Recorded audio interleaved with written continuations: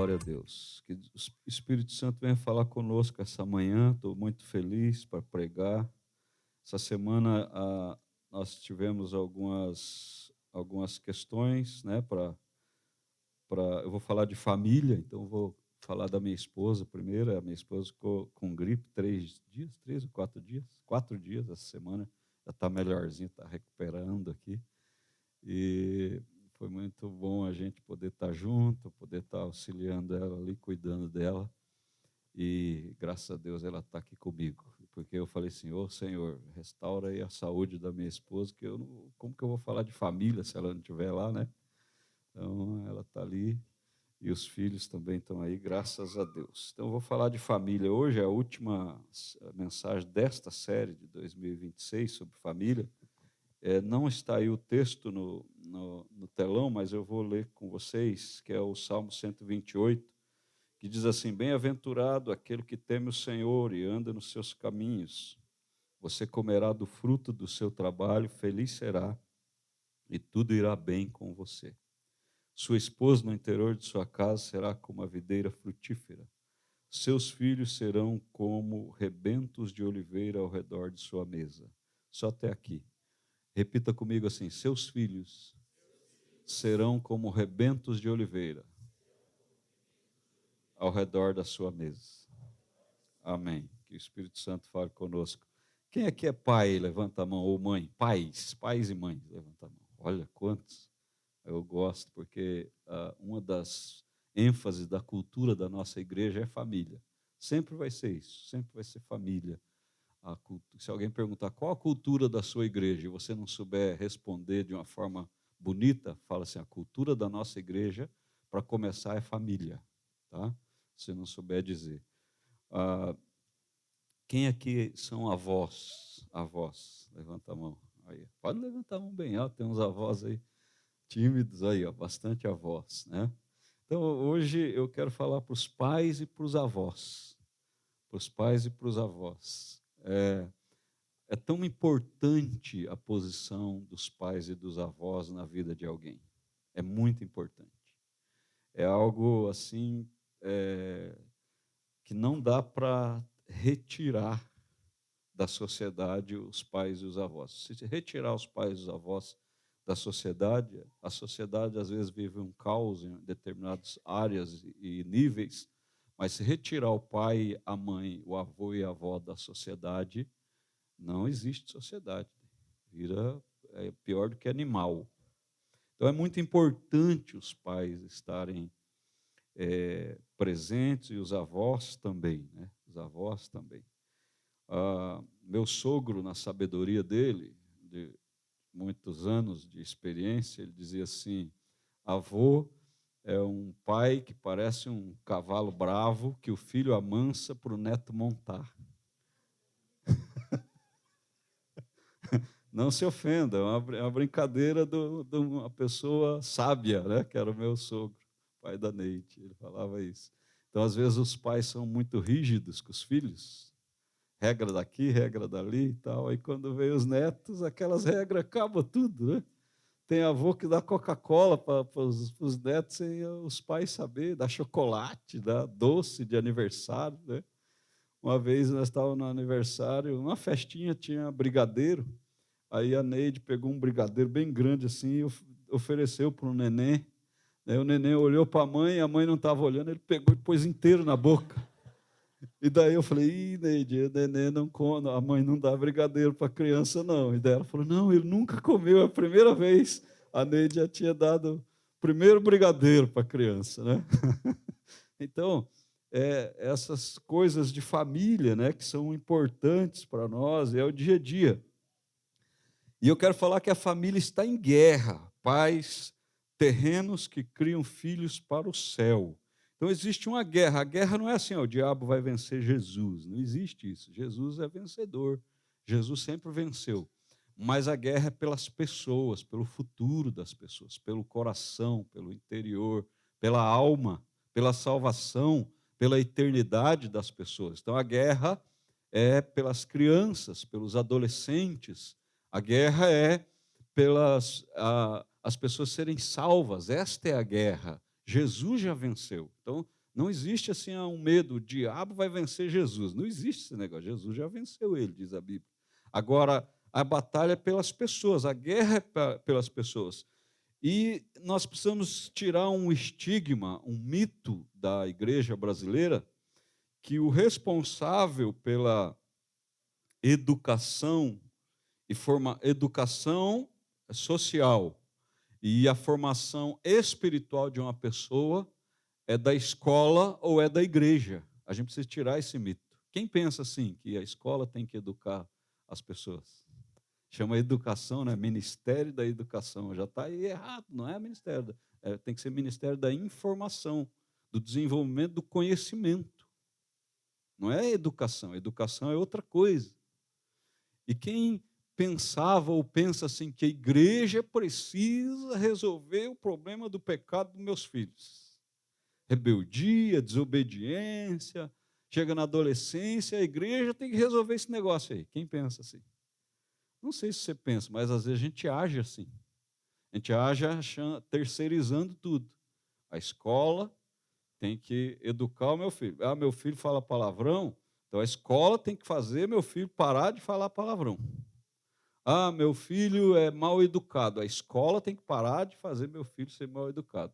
Está errado, gente. Ah, meu filho não sabe orar. A igreja tem que ensinar o meu filho a orar. Meu filho não sabe ter intimidade com Jesus. A igreja tem que ensinar o meu filho a ter intimidade com Jesus. Isso está errado. Se a gente for estudar a Bíblia no Antigo Testamento, nós vamos ver que quem fazia isso era o pai. O pai. O pai ensinava a Bíblia, o pai ensinava a orar. Até hoje, existe um negócio chamado Shabbat Shalom. Alguém já ouviu falar isso? Que é o dia do descanso, é o dia que para tudo, as famílias param tudo para honrar o Senhor seu Deus. Ó Israel, ouça Israel, o Senhor seu Deus é o único Deus. Então eles levam a sério isso aí. E tem um dia da semana que eles fazem isso. Chega sexta-feira, nunca é no mesmo horário, é 6:01, 6:02, 6:03, 5:59. Tem ali um segredo nos números ali, perto das 6 da tarde, tá? Toda semana, semanalmente, tem o horário certinho na agenda deles ali, que eles se reúnem, eles acendem o candelabro, não sei se vocês sabem o que é o candelabro para eles representa a luz de Deus, a luz da sabedoria, a luz da palavra. Eles acendem o candelabro, eles fazem a mesa, eles reúnem os filhos em torno da mesa, eles afirmam a identidade dos filhos, e por aí vai. Eu não vou dar uma aula aqui disso aí, mas existe isso até hoje, porque eles creem nas Escrituras. Nós, cristãos, nós terceirizamos, nós achamos que a culpa do erro das gerações é dos outros, e não a responsabilidade nossa. Eu não estou culpando ninguém aqui, mas eu estou dizendo que você é responsável. Você precisa assumir sua responsabilidade. Tem que parar de ser frouxo, de ser banana, tem que parar de ser terceirizador, irresponsável, inconsequente. Tem que parar de reclamar de coisas coisas normais, que é muito mole. Então tem que parar de ser mole. Tem que parar de ser mole. Amar com firmeza. Então, algumas coisas que nós precisamos aprender na família. Então, a guerra é real. A família virou campo de batalha. Vou mostrar algo para vocês aqui. Ó. Nós vivemos dias em que a família deixou de ser apenas alvo de críticas, tornou-se alvo de ataque direto. Dentro de casa, na ONU, 50 mil mulheres e meninas mortas por parceiros ou familiares em 2024. A cada 10 minutos, uma mulher morre. O lar deveria ser um refúgio, não um lugar para matar.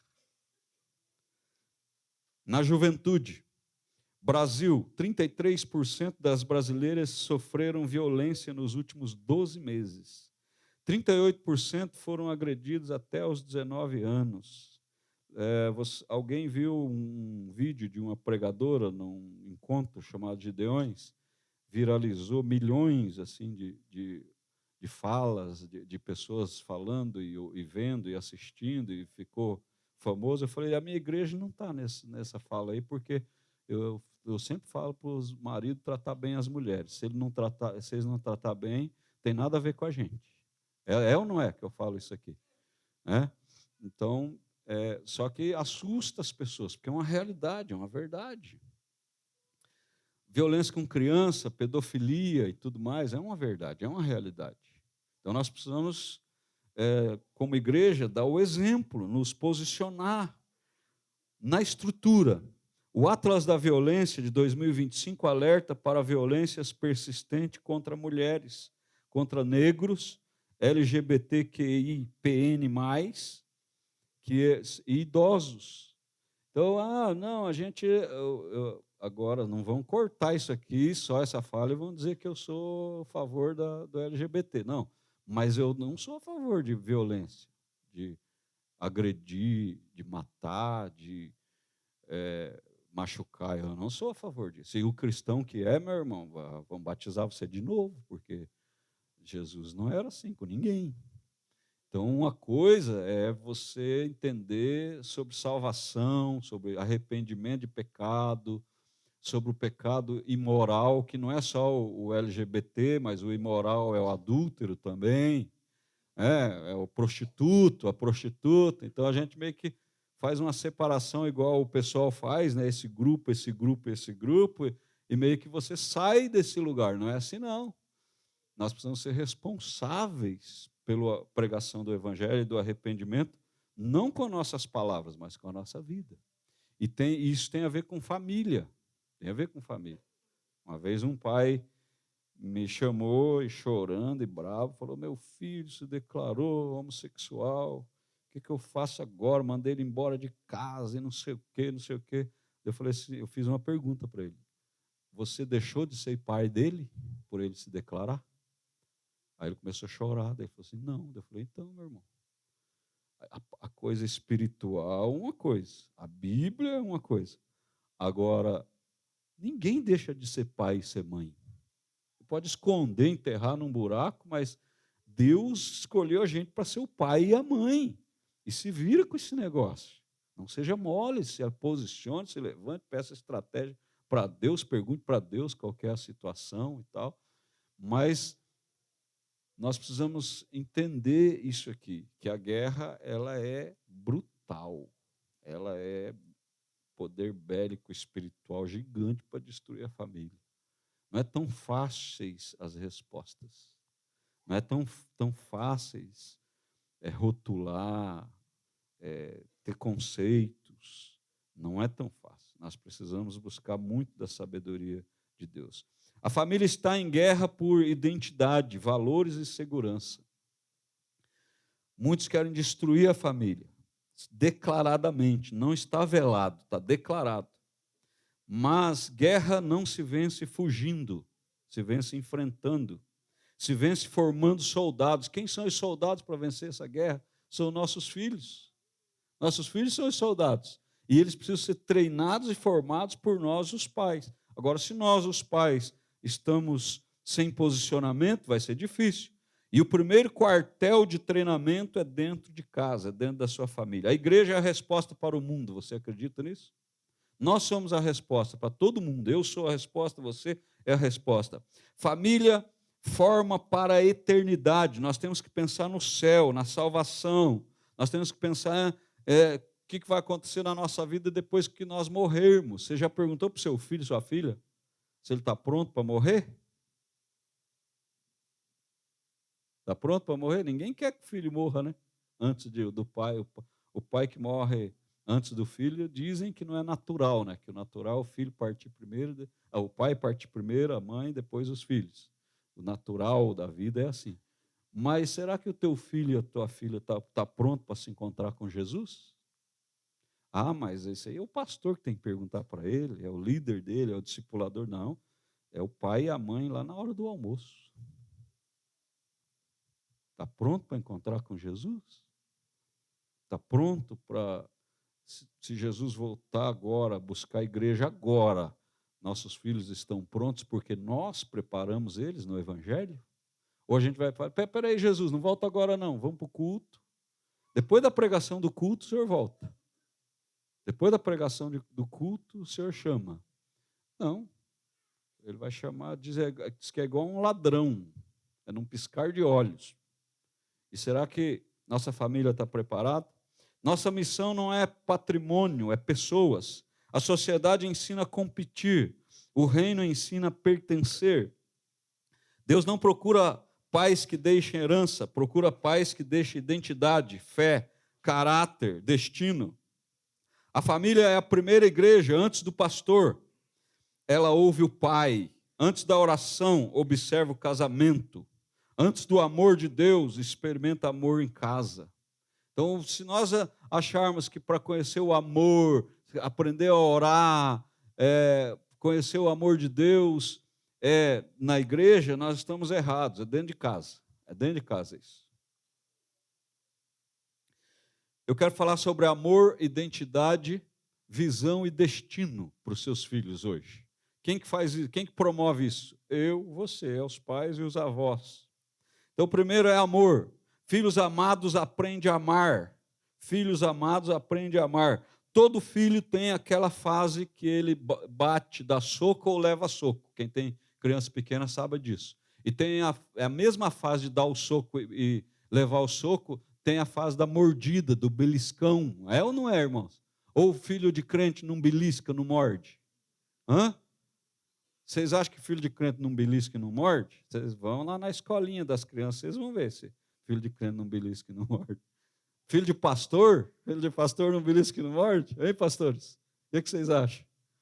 E aí, o que nós fazemos como pais? Nós precisamos ensinar a amar e ser amado às crianças. E aonde que a criança aprende a amar e ser amado? Dentro de casa. Pelo pai e pela mãe. Agora, como é que você vai ensinar a amar e ser amado se você tem um trabalho que é o teu Deus? Ei, pastor, não mexe no meu trabalho, eu vou mexer. Não, se você tem esse sentimento, desculpa, mas eu vou mexer. Eu vou mexer. Não dá tempo, não conversa, não escuta, não dá ouvido para as crianças. Quem é professor sabe, minha irmã é professor de criança, ela está dizendo assim, ela fala assim. Pais que esquecem o filho na escola. Teve alguém que esqueceu o filho na igreja uma vez. Quem foi? Está aqui ou não essa pessoa? Sabia? Alguém foi para casa e o filho estava lá na igreja. Tem que voltar rápido para buscar o filho. Esqueci o filho na igreja, cara. Mas o que é isso? É um mundo automático. Estamos no automático. E a gente não entende que o papel, a nossa função do pai, do avô, dos pais, dos avós é ensinar a amar e ser amado. E amar e ser amado não é permitir tudo, não é ser permissivo. Aí a gente fala, beleza, então, eu vou ensinar a amar. Aí é permissivo. Não põe limites, não diz não, não confronta, não põe situações que frustra. Situações de frustração, tem que frustrar. Eu chego um adolescente para os líderes, eu estou frustrado com meu pai. Amém, irmão, esse é o papel do seu pai, te frustrar mesmo. Honra e obedece ele. Mas eu não gostei que o meu pai falou para eu chegar no horário em casa. Amém, esse é o papel dele, chegue no horário. Se ele falou para chegar no horário, chegue no horário. Meu pai força eu para a igreja. Amém, quando você tiver 30 anos, você vai agradecer ele, porque ele te forçou a ir para a igreja. É assim, frustrar. Então, frustrar também é amar, dar limites também é amar, ser firme também é amar, dizer não também é amar. Vocês concordam comigo? Então, vamos praticar isso? Vamos, né? Vamos praticar isso. Hoje eu não quero. Como que uma criança fala assim, hoje eu não quero ir para a igreja, e você fala assim, tá bom, fica em casa. Ela já tem idade para decidir sobre a vida espiritual? Não tem. Jesus, sabe por que Jesus leu a Bíblia no templo com 12 anos? Porque antes de 12 anos era proibido ler a Bíblia. Menos de 12 anos não podia ler a Bíblia no meio dos adultos. Então o pai e a mãe tinham que ensinar a Bíblia em casa ali, que era a Torá, ensinar a Bíblia em casa, daí com 12 anos tinha todo um ritual, tinha aquela alegria. Hoje é meu dia, era mais importante do que um aniversário. Hoje é o meu dia onde eu vou ler a Bíblia perante toda a minha comunidade. Minha comunidade vai me ver lendo a Bíblia. E desde quando eu nasci, meu pai e minha mãe estão me preparando para isso, para eu ler a Bíblia perante a comunidade. E eu vou ler a Bíblia e eu vou receber os parabéns de toda a comunidade. Por isso que foi com 12 anos que ele foi lá ler a Bíblia. E por que ele se batizou com 30? Porque era a maioridade. Era o momento que alguém poderia decidir por si só, sem a influência dos pais. Por isso que ele pediu o batismo com 30 anos. Então a Bíblia, ela ensina um monte de coisa. E aí, nós hoje, pais, avós, a gente troca as coisas, a gente inverte as coisas. É muito permissível, é muito liberal. Aí, coisas espirituais. Você quer ler a Bíblia? Você lê. Se não quiser, não lê. Uma criança não tem poder, autonomia para decidir uma coisa espiritual. Nós, pais, temos que decidir por ela. E o pai tem que falar: filho, vem aqui, vamos ler a Bíblia. Vamos ler a Bíblia. Filho, vem aqui, vamos orar. Aí o pai deixa para a mãe deixa para o pastor, e depois a culpa é tudo é culpa da igreja e do pastor, das coisas que acontecem ruim nas famílias. Vamos para frente, senão não termino hoje. 1 João 4,19 diz assim: nós amamos porque ele nos amou primeiro. O amor é transmitido antes de ser explicado. Então não é teoria, irmãos. Não adianta eu ficar aqui dando um curso para vocês de como se ama. Não, é na prática. Lá na tua casa o amor tem que ser exalado, tem que ser sentido. Não pela tua família e pelas pessoas que chegam dentro da tua casa. Tem uma música do Elevation Worship, junto com, acho que, Maverick City. Eles falam de uma história. Ele conta uma história da mãe e da avó, ensinando o filho a falar com Deus no quarto, na crise, na vida comum. Depois eu vou ler essa música para vocês. Criança com um abraço aprende acolhimento. Criança com escuta aprende empatia. Com amor aprende a amar sem medo. Amor não é só prover, amor é presença, toque, tempo, espiritualidade em casa. Um alerta para vocês: o amor distorcido. Quem cresce sem amor tenta preencher no mundo o vazio que deveria ser preenchido em casa. Quando alguém está sem amor, não recebe amor em casa, nesse nível, nessa fase de receber amor, essa pessoa vira um mendigo do amor. O que é o mendigo do amor? É a pessoa carente, é o jovem carente, é o adolescente carente, é a criança carente, é aquele que fica clamando e reclamando por um elogio, fica clamando e reclamando por uma palavra. Ela vai ser facilmente enganada, essa pessoa, vai ser facilmente manipulada, essa pessoa, vai ser facilmente, vai cair no golpe das emoções, vai ter problema relacional, talvez case até errado, ou talvez tenha um monte de namorados antes de casar, porque não desenvolveu o amor. O tanque vazio vai atrás, o tanque cheio, ele é seletivo. Não é assim? Se você está com fome, você dá qualquer coisa por uma comida, não é? Se você está com sede no deserto. Agora, se você está saciado, e Provérbios fala que os enganos nos negócios é feito pela mesa, pela comida, e Provérbios ensina: não caia nessa, coma um pouquinho e rejeite. Porque se você comer demais, é porque você abriu a guarda para alguém fazer propostas para você. Está lá em Provérbios. Então, seja seletivo. Eu fiz o banquete, irmão, mas é só um pouquinho desse banquete, eu estou satisfeito. Por quê? Porque nossas emoções, elas precisam ser saciadas em Deus e na formação familiar. O filho, a filha, precisa entender: não é o enganador do mundo que me ama. Meu pai e minha mãe me amam. E meu pai e minha mãe me amou e me ensinou a receber amor. Portanto, eu não vou dar ouvidos ao enganador. Eu sempre falo assim, quem tem pai ou avô de meninas, né? Não deixe alguém de fora dar a primeira flor para a menina. Seja você aquele que dê a primeira flor. Seja você aquele que dá o primeiro buquê para a menina. E pai de menino, quando ele quer fazer coisas de homem, Aí seja você a levar, seja você a fazer. Quando o João Pedro era pequeno, eu levava ele para andar de skate. Você sabe, eu ando de skate, mas eu provo para vocês que eu andava de skate junto com o João Pedro. Tem foto disso, tem vídeo disso. Mas eu ia lá andar de skate, ele achava o máximo eu andando de skate, daí eu botava uma bermuda, colocava um tênis colorido, cabelo grande, e falou, uau, meu pai é skatista. Mas não era que eu era skatista, eu estava ali caminhando com ele no crescimento dele. Então é assim. Então nós precisamos ser sábios nestas horas. Então não deixe com que os seus filhos, sua descendência, mendigue o amor. Sejam carentes emocionalmente ao ponto de serem enganados pelas pessoas. Não, mas deixe eles saciados de amor. Palavras, eu já vou entrar sobre isso. Segundo ponto, primeiro amor, segunda identidade. Filhos afirmados se tornam fortes. Então aí entra o poder da palavra. Mateus 3,17. Este é o meu filho amado em quem me agrado.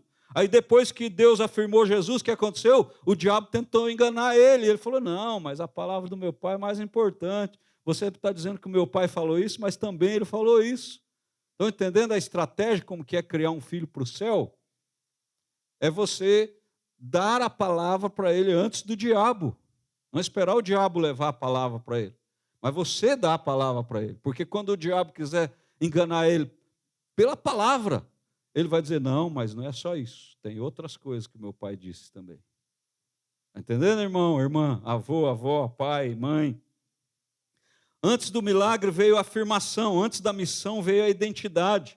Tem muitos de nós ficamos problemáticos nas emoções, na alma, quando exercemos ministério, quando servimos a igreja. Somos feridos facilmente, desistimos facilmente, desanimamos facilmente por causa disso aqui, ó.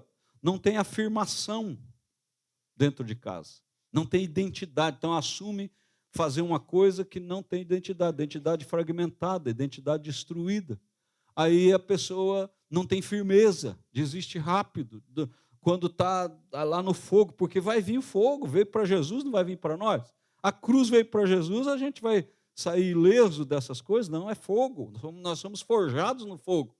Aí desiste fácil, por quê? Porque a identidade não está bem formada dentro de casa. Olha só, tem um exemplo do Michael Jackson, ele tinha 5 anos, e ele foi na escola e colocou a escola dele com 5 anos em euforia. Identidade artística sendo afirmada cedo. O mundo destrói a identidade. Redes geram comparação. Pornografia distorce valor. Ideologias confundem. A ausência paterna gera insegurança. Aí essa história, ela não tem marcada, mas diz que essa história, quando o Michael Jackson se apresentou com 5 anos na escola dele, diz que a escola foi euforia por causa da voz dele. Aí estava lá, você vai ler na história, estava a mãe e estava a avó na apresentação dele. E a mãe e a avó já sabiam o dom que ele tinha. Ele teve um pai terrível, terrível. Eu fico imaginando se ele tivesse um pai que tivesse feito isso aqui com ele, cara. O cara já era um gênio. Mas na apresentação da escola estava a mãe e a avó. Eu vou perguntar para você, o que é mais importante quando teu filho está na escola? Uma apresentação dele ou o que você está fazendo para ganhar dinheiro? Na teoria, a apresentação dele, mas quantas vezes pai e mãe deixam uma apresentação de uma escola de um filho para fazer alguma coisa para ganhar dinheiro? Se vira com essa informação. Eu estou aqui para fazer você pensar. Se vira com essa informação. Ninguém substitui um pai e um avô. Ninguém. Você pode contratar alguém para ir lá, você pode dar um presente de ouro. Você não vai substituir aquela presença. Não vai. Não vai. Então, esteja presente.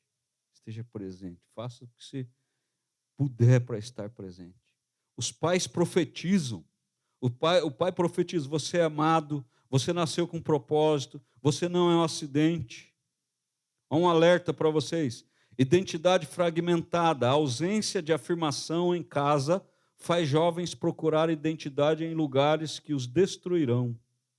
Lugares de bebida, de drogas, de sexo promíscuo, tudo porque a identidade não foi trabalhada dentro de casa. Está vendo que o problema não é a igreja, o problema é a responsabilidade dos pais, posicionamento dos pais.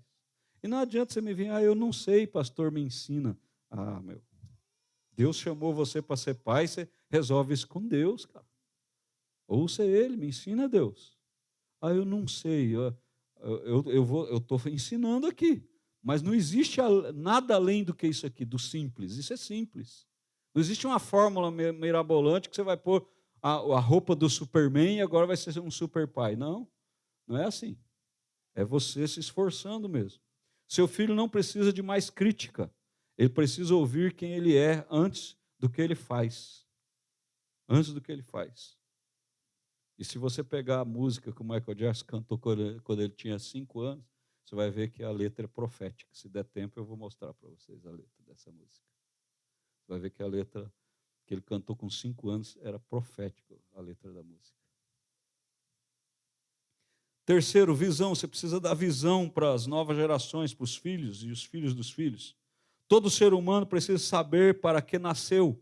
Jeremias 1,5 diz assim, antes que te formasse no ventre, eu te conheci. Dizem aqui que ele tinha de 7 a 12 anos, nessa época que Deus usou o profeta para falar com ele.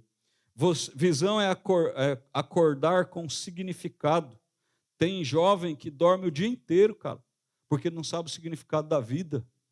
Tem adolescente que só sabe dormir, cara, e ficar na tela, porque não sabe o significado da vida. Meu Deus, igreja, me ajuda, meu filho só fica no quarto. Ei, você é o pai, a ajuda está na tua mão, cara. Você é a mãe. Sai do quarto, vai fazer alguma coisa, vai ver o sol nascer na montanha, leva ele lá, dá um motivo para ele para acordar de madrugada. Não sei, faz alguma coisa. Faz alguma meu filho é muito fechado. Ué, mas quem que é o líder? É você, não é ele. Vai lá e abre. Dê visão aos seus filhos. Qual que é o princípio? Filhos precisam saber. Nasceram por um motivo, têm dons, carregam um chamado. Teu filho tem dom. Você sabia que você é responsável pelo talento do teu filho até ele amadurecer? Você sabia disso? Sabia que se ele tem aptidão para a música, é você que tem que levar ele na música? Se ele tem inteligência corporal, você que tem que levar ele no judô, no karatê, capoeira, seja lá o que for, no Betis. Você que tem que levar. Não é o Uber. Chama o Uber é de confiança, Uber leva. Não é você, irmão, se vira, como diz o profeta Faustão, se vira nos 30.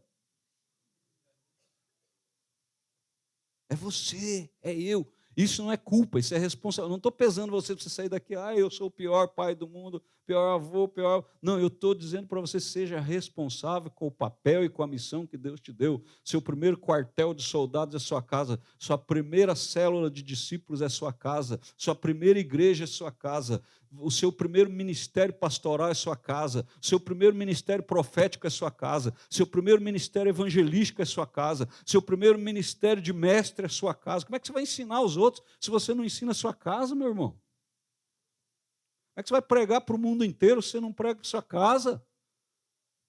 Como é que você vai querer exigir coisas se você não está cumprindo seu papel? É responsabilidade, não estou pesando. Você tem que sair daqui sorrindo e falar, ufa, obrigado, Espírito Santo. Agora me ajuda, é eu e você. Me ajuda, Espírito Santo. Me ajuda, Espírito Santo. Eu quero sair dessa letargia, desse estado de morte em relação à guerra com a família. Eu quero parar de culpar alguém e quero assumir minha responsabilidade. E a partir de agora eu vou fazer acontecer na minha casa. Amém? Posso ouvir um amém? Já estou acabando. Liga o seu cérebro aí. Liga o seu cérebro, por favor. Tá bom? Não, nós temos que tirar a visão turva dos nossos filhos. Sem visão, os jovens entram em vícios, famílias vivem no automático. Quem não descobre o propósito acaba desperdiçando existência. Então vai chegar lá na frente e vai falar, por que eu existo? Então aplique esse ponto da visão na sua vida. Discipule seus filhos para a missão, não só para o mercado de trabalho. Discipule para a missão. Qual que é a missão? De pregar o evangelho para os filhos dos filhos. Os filhos serão como rebentas de oliveira, é roda da mesa. Da mesa. Outra vez a Bíblia fala de mesa. Você já sabe que aqui na igreja nós sempre vamos falar disso. Faz parte da nossa cultura. A mesa. A mesa. Ouvir, dar visão. 4, destino. Todos precisam de encorajamento. Então vamos lá. Primeiro é amor, a capacidade de sentir, receber e dar amor. Segundo é identidade, a capacidade de saber quem é para não ser enganado com palavras manipulativas. Terceiro é visão, para saber para onde vai. E quarto é destino, é tipo assim, quando eu ficar adulto, qual é o meu destino? Quando eu ficar adulto, o que eu vou fazer? Que legado eu vou levar na minha vida dos meus pais quando eu ficar adulto? Então é o destino, todos precisam de encorajamento. Então o destino é encorajamento. Lá na criança é amor, é afetividade. Lá na adolescência é identidade. Lá na juventude é visão. E agora, quando nós somos adultos, até Jesus voltar, é destino. Então, o que você precisa fazer? Você precisa desenvolver seus filhos nisso aqui. Desde criança. Por que você acha que as crianças são atacadas com abuso, com violência, violência verbal, violência física, violência sexual? São atacadas porque para elas enraizar ódio dentro do coração, para elas enraizar mágoa dentro do coração, para elas enraizar coisas dentro de si que elas ficam presas para não amar como Deus ama. Ele nos amou primeiro, por isso que nós amamos. Por que os adolescentes são atacados? Eu não sei quem eu sou, eu não sei para onde vou, eu não sei qual a minha profissão, eu não sei o que eu vou fazer na igreja. Meu Deus, eu estou em crise, está tudo sobre mim, eu sinto uma pressão, porque o diabo está atacando esse adolescente para não desenvolver identidade própria, para ele não saber quem ele é, porque um adolescente que sabe quem é, ele é uma bomba dentro do inferno. E quem desenvolve isso? Os pais, em parceria com Deus. Um jovem sem visão. Eu derramarei do meu espírito, Joel 2:28. Eu derramarei do meu espírito sobre toda a carne. Os jovens terão visão. Então, o que o jovem precisa da parte dos pais? O pai, a mãe, o avô e a avó precisam fazer o que com o jovem? Incentivar eles a serem cheios do Espírito. Porque os jovens cheios do Espírito, diz a Bíblia, quando o Senhor derrama do Espírito sobre um jovem, ele tem o quê? Visão, irmãos. É Bíblia. É Bíblia. Cheio do Espírito Santo, é poder. É chegar aqui e falar, eu vou para a igreja hoje, igual um leão, tá, irmão? Não é igual um pombinho, né? O Espírito Santo é pombinho lá sobre Jesus. Pois Jesus, o cordeiro, virou leão. Então, hoje eu vou para a igreja, os jovens que eu apertar a mão vai ser cheio do Espírito. Eu vou para a igreja, vou dar um abraço num jovem lá na igreja e o fogo do Espírito vai pegar nele. Ele vai para casa, ele vai falando em línguas. Por quê? Porque se o fogo do Espírito pegar em um jovem, ele vai ter visão. E o pai também fala assim, opa, hoje o meu filho vai para a igreja, ele vai ser cheio, vai ser sapecado com o fogo do Espírito Santo. A mãe também, minha filha, meu filho, vai para a igreja, então vai ser sapecado com o fogo do Espírito Santo. E é assim, é esse ambiente que nós temos que criar para os jovens, porque o Senhor derrama do Espírito para os jovens terem visão. E o pai e a mãe cria um jovem para ser cheio do Espírito Santo, em primeiro lugar. Depois vai vir as outras coisas. Amém, irmão? Você está pensando assim, como que eu vou fazer isso? Fazendo. Peça ajuda para quem criou essa fórmula, que é Deus. Deus criou essa fórmula. Deus criou isso. Então, fala, Deus, me ajuda. Desperte o dom que há em você. 2 Timóteo 1,6.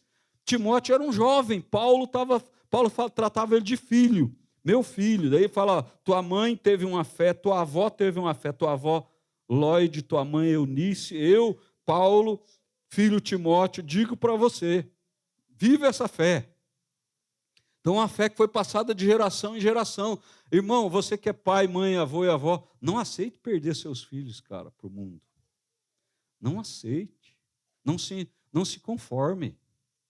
Não se conforme, se posicione, entra em jejum. Entre em oração, entre em angústia, clamor, choro de madrugada. Não aceite. Hoje em dia as pessoas se conformam rapidamente com as coisas. Se conformam, é assim, a vida é assim mesmo, ele decidiu isso. Não foi ele não, ele foi influenciado, a família está em guerra. Entenda o que é guerra. Talvez a gente não saiba o que é guerra, né? A gente só sabe o que é guerra em filme. Mas a família está em guerra. Não aceite perder seus filhos espiritualmente. Batalhe por eles, ore por eles. Dobre o joelho por eles. A voz dos pais é ponte entre desistência e esperança. Tem uma letra de uma música chamada Vai Ficar Tudo Bem, da Jane Johnson. Ela fala, eles fizeram essa música para o esposo dela quando ele estava em depressão. E a primeira vez que eles cantaram e tocaram essa música foi para o esposo. E o esposo ajudou a fazer a música. E a música é Vai Ficar Tudo Bem. Você já disse para o teu filho jovem que vai ficar tudo bem quando ele está apavorado? Você já disse para ele está preocupado com as contas, fala assim, vai ficar tudo bem, filho?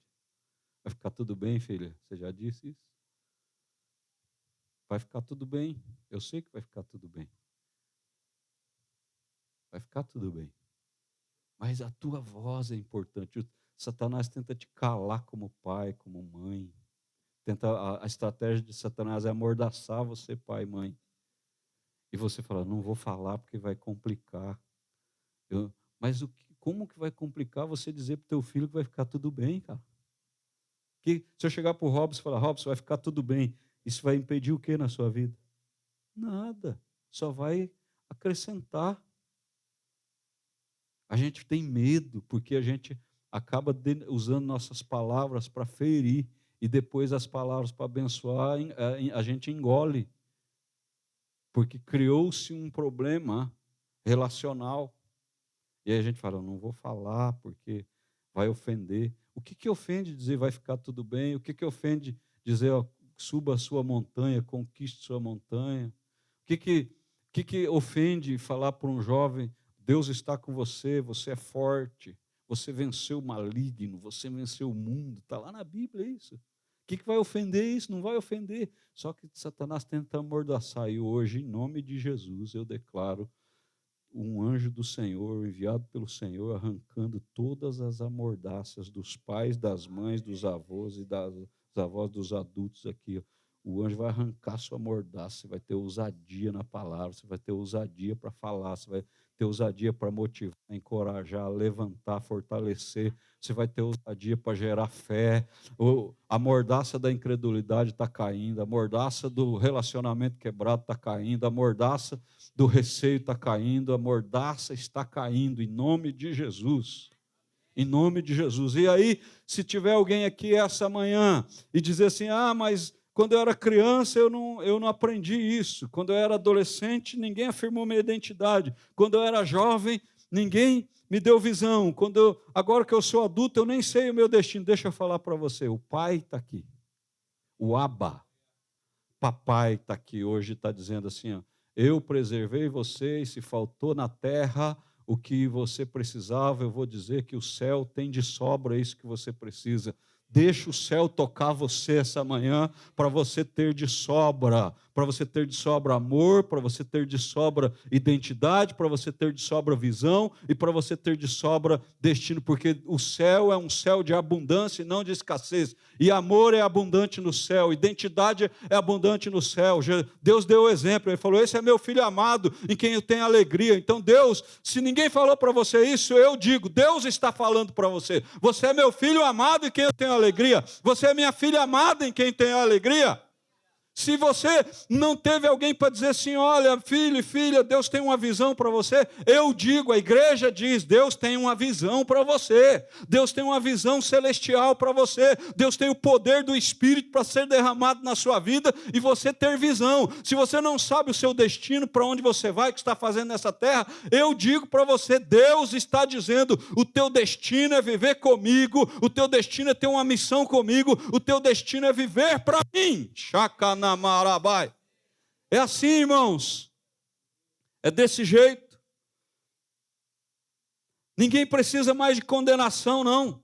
Nós precisamos ouvir, continue, você consegue, Deus ainda está com você. Uma palavra libera um destino. Sabe quem disse isso uma vez na nossa igreja? E, aliás, não foi uma vez, não. Toda vez que ele foi lá, ele falou essa frase. O apóstolo Issacar, ele falou, uma palavra libera um destino, uma palavra libera um destino. E o que vocês pensaram quando ele dizia isso toda vez que ele ia lá na igreja? Eu pensei, eu sei o que eu pensei. Eu disse assim, tudo que Deus repete, Ele está querendo revelar. Tudo que é repetitivo na Bíblia é uma revelação importante de Deus. Quando ele foi lá, todas as vezes que ele foi, ele pegava a palavra e ele dizia assim, uma palavra libera um destino, uma palavra libera um destino. Eu fui anotando e fui vendo, falei, Deus está querendo liberar o destino da nossa igreja, Deus está querendo liberar a nossa cultura da nossa igreja. E Deus está repetindo porque é algo importante que Ele está falando com a gente. Teve um ano que ele foi 5 vezes no ano na nossa igreja, e todas as 5 vezes que ele foi, ele começava a palavra com essa frase, uma palavra libera um destino. Vocês prestaram atenção nisso? Nós temos que discernir as coisas do Espírito. Anotar, perguntar, o que você quer falar comigo, Deus?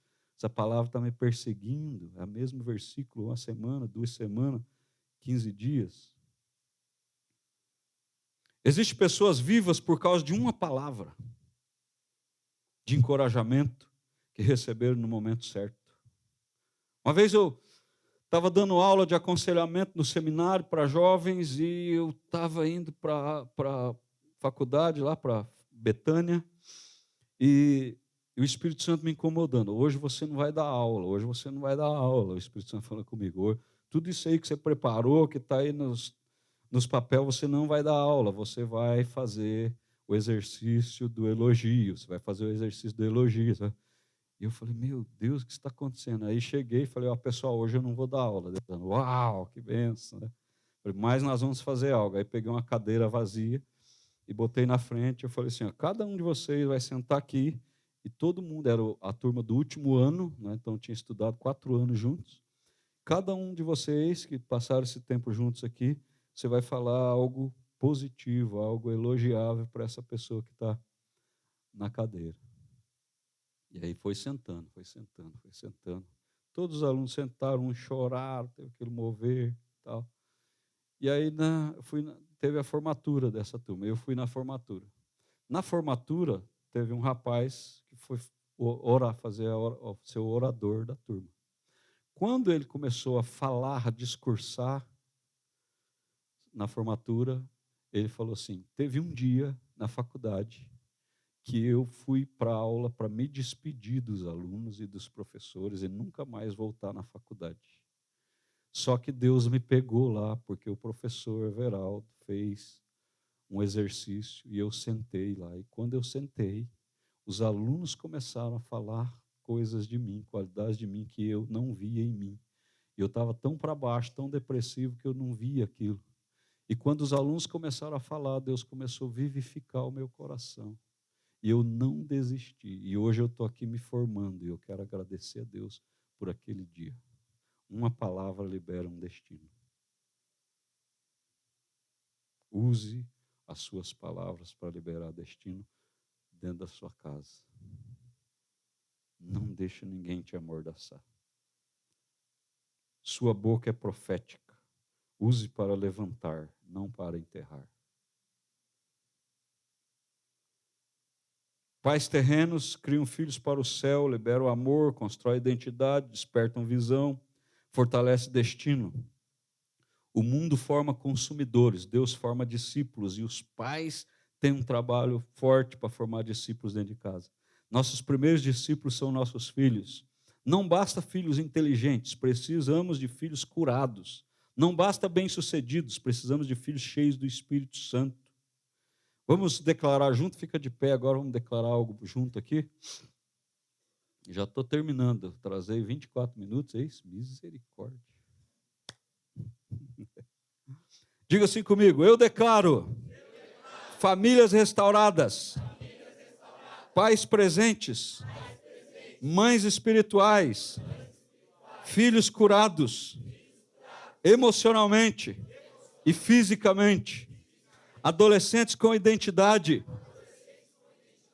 jovens cheios de propósito e visão, uma geração que ouvirá a voz de Deus, dentro de casa e não fora de casa, meus filhos, meus netos, minha descendência, ouvirá de Deus, dentro de casa e não fora de casa. Eu vou treinar a minha geração para ouvir Deus. Senhor, em nome de Jesus, abra os ouvidos espirituais das crianças, dos adolescentes, dos jovens e dos adultos. Nós assumimos o nosso papel em que os filhos serão como rebentos de oliveira ao redor da mesa. Amém. Glória a Deus. Em nome de Jesus. Liga o seu coração em Deus agora e preste atenção na mensagem poética que Deus quer falar com você. Deus fala através da poesia. Por isso que tem um livro na Bíblia chamado Salmos, outro Provérbios e outro Cantares. Tá bom? Então, abra o teu coração. Eu vou ler as músicas para vocês. Então, lembre do amor, que a gente desenvolve amor dentro de casa. A mensagem da música Talking to Jesus, Conversando com Jesus, do Leveixe, diz assim, ó, a minha avó costumava cantar sobre isso. Mamãe fazia disso sua canção de ninar. E eu cresci acreditando nisso, porque eu ouvi isso tantas vezes. E todas aquelas histórias da Bíblia, todas as lições que ela me ensinava, eu lembro como ela me dizia, menino, você precisa conhecer Jesus. Ela dizia, você pode falar com Jesus, pode chamar esse nome, quando estiver sozinho e o medo vier sobre você. Você pode falar com Jesus, você pode chamar esse nome, porque ele é fiel e ele sempre permanece o mesmo. Quando eu tinha 12 anos, meus pais se divorciaram e parecia que minha vida tinha virado de cabeça para baixo. Eu não sabia para onde correr nem em quem confiar, mas eu me lembrava do que mamãe dizia e comecei a falar com Jesus. Eu comecei a falar com Jesus, porque você pode falar com Jesus, você pode chamar esse nome. Quando estiver sozinho, o medo vier sobre você. Você pode falar com Jesus, você pode chamar esse nome, porque ele é fiel e ele sempre permanece o mesmo. Agora eu tenho meus próprios filhos e uma esposa ao meu lado, e eu oro para que eles também encontrem a mesma fé que encontrei, porque a única coisa que quero é deixar esse legado, que meus filhos conversem com Jesus, assim como eu conversei. Porque você pode falar com Jesus, você pode chamar esse nome. Quando estiver sozinho e o medo vier sobre você, você pode falar com Jesus, você pode chamar esse nome, e ele sempre permanece o mesmo. A mensagem central dessa música é: a canção mostra como a fé é transmitida através das gerações, da avó para a mãe, da mãe para o filho e do filho para os seus próprios filhos. Ela ensina que o maior legado espiritual de uma família é ensinar os filhos a ter intimidade com Jesus. A música que o Michael Jackson cantou quando tinha 5 anos, e não tem registro, mas ele sempre falou desse momento na história da vida dele, é uma música do musical Noviça Rebelde, bem antes dele. E esse musical foi em 1959. No musical, ela é cantada pela Madre Abadesa para encorajar Maria a seguir seu propósito e não desistir do chamado da sua vida. A canção se tornou um hino sobre perseverança, fé e propósito. A mensagem central da música é: suba todas as montanhas, atravesse todos os rios, siga cada arco-íris até encontrar o seu sonho. Ela fala sobre perseguir o propósito com coragem, santificar-se pelo sonho, continuar mesmo diante das dificuldades, viver com amor e entrega total. Se nós analisarmos essa história, o Michael Jackson profetizou a vida dele com 5 anos de idade. Ele lembrava que, no momento de tudo, foi a primeira vez que ele sentiu o público reagindo à voz dele, com 5 anos de idade. Não há gravação oficial dessa música. A tradução adaptada para o português preserva o sentido da canção, que diz assim, ó, e entenda que Deus está falando com você. Escale cada montanha, procure alto e baixo, siga cada caminho, cada estrada que você conhece, escale cada montanha, atravesse cada rio, siga cada arco-íris até encontrar o seu sonho. Um sonho que exigirá todo o amor que você puder dar, todos os dias da sua vida, enquanto você viver. Escale cada montanha, atravesse cada rio, siga cada arco-íris, até encontrar o seu sonho. A música se tornou profética na vida do Michael Jackson. Um menino de 5 anos cantando sobre perseguir sonhos acabou se tornando um dos maiores artistas da história da música mundial. E por último, a música que a Jen Johnson fez para o marido quando estava em depressão. Ela e os colegas e o próprio marido fizeram a música junto. Fala sobre esperança em meio à dor, ansiedade, noites difíceis. Aqui está a tradução em português.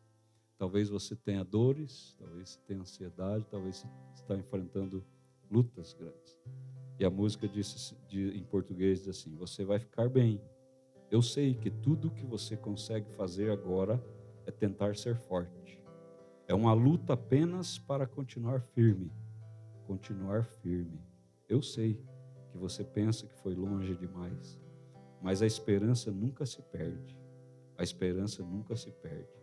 Segure firme, não desista. Ei, segure firme, não desista. Apenas dê mais um passo. Coloque um pé na frente do outro. Você vai superar isso. Apenas siga a luz em meio à escuridão. Você vai ficar bem. Eu vou repetir, você vai ficar bem. Eu sei que o seu coração está pesado por causa dessas noites, mas lembre-se, você é um guerreiro. Um guerreiro. Você nunca sabe o que o amanhã reserva. E você é mais forte do que imagina. Mais forte do que imagina. Segure firme, não desista. Ei, segure firme, não desista. Apenas dê mais um passo. Coloque um pé na frente do outro, você vai superar isso. Apenas siga a luz em meio à escuridão. Mais um passo. Coloque um pé na frente do outro, você vai superar isso.